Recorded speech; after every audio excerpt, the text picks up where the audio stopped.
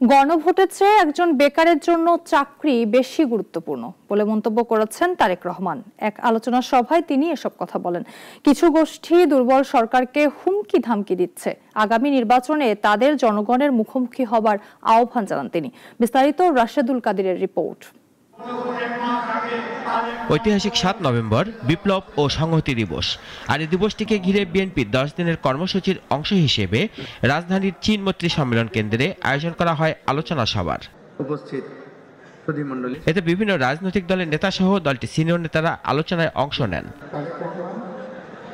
দেশে বর্তমানে একটি সংকট তৈরি করা হয়েছে উদ্দেশ্যমূলকভাবে, অভিযোগ করেন বিএনপি মহাসচিব। এই যে একটা সংকট তৈরি হয়েছে, অপ্রয়োজনীয় সংকট, এটা কোনো প্রয়োজন ছিল না, অথচ এই সংকটটা তৈরি করা হয়েছে আমি মনে করি অত্যন্ত উদ্দেশ্যমূলকভাবে, অর্থাৎ বাংলাদেশের যে গণতান্ত্রিক উত্তরণ যে পথ, সেই পথকে বাধাগ্রস্ত করা। আর অনুষ্ঠানের মধ্যমণি হিসেবে লন্ডন থেকে ভার্চুয়ালি যোগ দেন বিএনপির ভারপ্রাপ্ত চেয়ারম্যান তারেক রহমান। বলেন, কোন কোন গোষ্ঠী দুর্বল অন্তর্বর্তী সরকারকে হুমকি ধুমকি দিচ্ছে। বর্তমান দুর্বল অন্তর্বর্তীকালীন সরকারকে হুমকি ধুমকি না দিয়ে আগামী ফেব্রুয়ারি মাসে জনগণের সেই সকল সহযোগী যারা ছিলেন, যাদের নিয়ে বিভিন্ন সন্দেহ প্রকাশ হচ্ছে, তাদেরকে লক্ষ্য রেখে সাথে আজকে যারা উপস্থিত আছেন তাদেরকে সাথে নিয়ে বলতে চাই, অন্তর্বর্তীকালীন সরকারকে হুমকি ধামকি না দিয়ে আগামী ফেব্রুয়ারি মাসে জনগণের মুখোমুখি হই আমরা, চলুন। দেশকে যাতে আবার কেউ তাবেদার রাষ্ট্রে পরিণত করতে না পারে, সেই লক্ষ্যে সবাইকে ঐক্য ধরে রাখতে হবে বলেও জানান তিনি। কোন একটি নির্দিষ্ট রাজনৈতিক দল বা গোষ্ঠীর অধিকার প্রতিষ্ঠা কিংবা রাজনৈতিক দর কষাকষির করার সুযোগ সৃষ্টি করে দেওয়ার জন্য হাজারো লাখো মানুষ রাজপথে জীবন বিলিয়ে দেয়নি।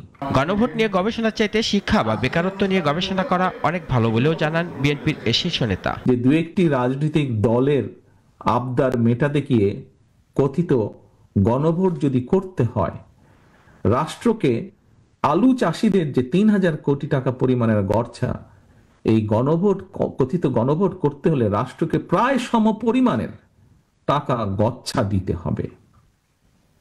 উপস্থিতিবৃন্দ, এমন পরিস্থিতিতে লোকসানের মুখোমুখি এইসব আলু চাষিদের কাছে এই সময় গণভোটের চেয়ে মনে হয় আলুর ন্যায্য মূল্য পাওয়াটা অনেক বেশি গুরুত্বপূর্ণ।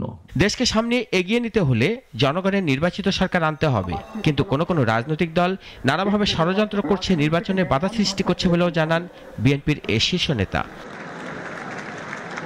রাশেদুল কাদির, নাগরিক, ঢাকা।